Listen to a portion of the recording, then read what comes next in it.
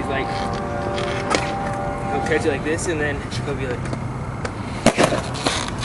Did you get him on like pyramid?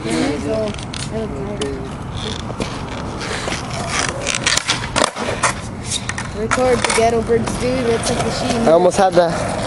You got it. Record Ghetto Birds. Record Ghetto Birds? Yeah. Should make a trick too. Okay, I'm just trying to walk you through and see if I can actually do it at the end.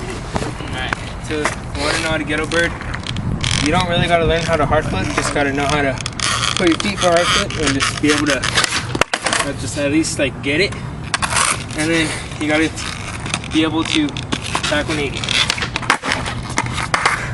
So when you're doing the Ghetto Bird and you get that flick right here, you want to be able to at least catch it, like if you were doing a hard flip.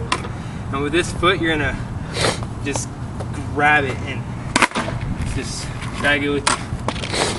So that's how you do a Ghetto Bird. And now, you do a Ghetto Bird.